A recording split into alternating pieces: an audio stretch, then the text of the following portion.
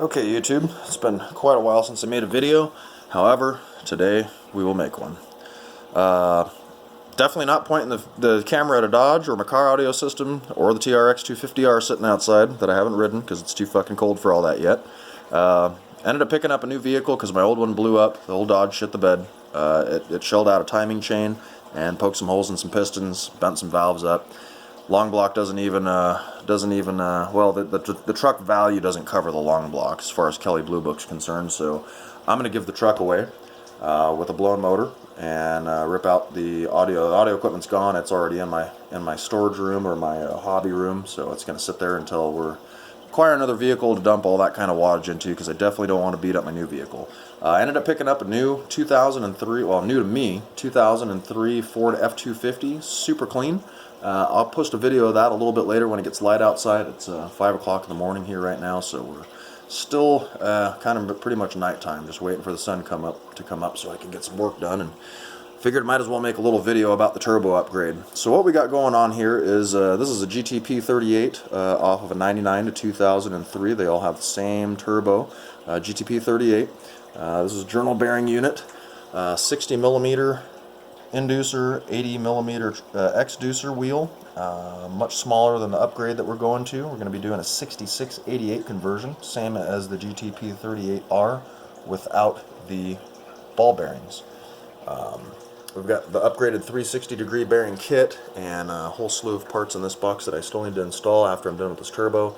However, this one comes with a 4-inch intake. It's been machined to fit this larger 6688 wheel. We're going to toss that on there, see how that turns out. My cat's over here trying to get in on the video, I guess, you guys. Anyway, so a couple things we're going to do. Since we're putting more air into the engine, we're going to need to remove air. You can't keep putting it in without expecting EGTs to soar through the roof. So this is a 0.84 housing here. We're going to go to a 1.0. Just kind of opens it up a little bit, lets the exhaust flow through freer, to speak. Like I say, you're putting more air in, you got to get it out. So we're going to put that on there. I've got it coming. I don't have all the stuff here yet. It should be here this week, and I'll roll an updated video once that stuff does hit the ground. But we'll put a 1.0 AR housing. It's been machined to fit a larger exhaust wheel. We're going to replace that as well. I've got a billet actuator coming, the turbo actuator. Got a nice 33-pound billet unit coming, and like I said, we're going to put this thing together. I just got done rebuilding the rear end, so I don't know. Let's put some power to it and see if my gear set is going to hold strong. I've got stock injectors for now. They're new OEM factory units. I'm not going to do anything too big for probably the next year. As far as injectors, they run perfectly, and my H-pop is new. I don't think I need to replace any of that. So we're going to probably leave those, let those roll for a little bit. Maybe next year I'll stick a set of injectors in, and if it requires it, we'll do a larger H-pop as well. We've got the 4-inch intake, and these filters right here are awesome, guys. I know this is a little side subject here, but these LF 691s are heavy equipment filters. They add a little bit of extra capacity, and they filter finer. The micron rating, I believe, is around 15 on these versus the 20 on the FL 1995 Motorcraft unit. An extra coolant filter for fun, which I've just recently installed. I just had the truck for about a month, but here's a list of some of the stuff that I've done so far, right around $255,000. We've got an oil change, of course, full synthetic. I have an FL 1995 on it at the moment, but we'll be replacing that. TK service with synthetic. Rear diff rebuild, did the ring and pinion, 4 gears, carrier and pinion bearings, Koyo and Timken, all genuine OEM. So the rear end is nice and fresh. We've got, of course, the diff service to go with the rear end. I've replaced the hood struts because the hood was fallen. The coolant filter install, as I told you about that before, that's an important feature to have on these 7.3s in my opinion. I've already clogged one filter, haven't even driven the truck for a month yet. I just bought it. Replaced a mirror switch because it was missing a button. The multifunction switch because the fucker didn't return to center when you were going around corners.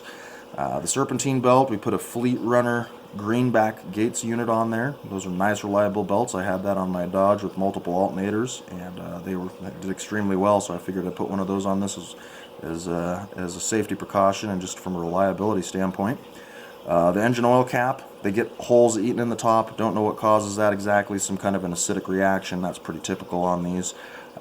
The diff cover, we upgraded that. I don't know if you guys have seen the Banks videos on the diff covers, but the 08 to 2010 cover, there's your part number there, fits on our older trucks, is much better than anything that you'll buy off aftermarket, and is pennies on the dollar what you pay for anything aftermarket. I'll show that on the truck a little bit later when we take a video of the truck itself. I've got some new keys and fobs. I've adjusted the steering box because it was slightly loose. The K&N that the gentleman had on it before was in pretty sorry shape, so I replaced that. However, I know that this new one will dust my turbo that I'm about to build, so we will replace that with something better.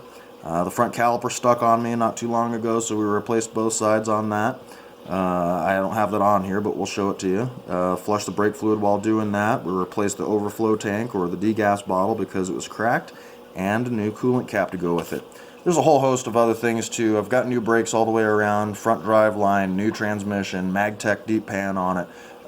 There's a bunch of gauges, but there's so much stuff that I've done in this truck I can't even keep up with it. Like I say, I've only had it for a month, and we're just gonna kind of roll the upgrades and the updates. As a lot of you know that I'm pretty precision when it comes to building things, as I'm a Ford technician. I've built a wide variety of things on this on my previous channel. This will be no exception. We'll just kind of we'll do the same thing, except we're going to switch gears into something a little bit different. So I apologize to those of you who are expecting a car audio video or something of that sort. Probably won't be happening for a good while, so just a heads up on that.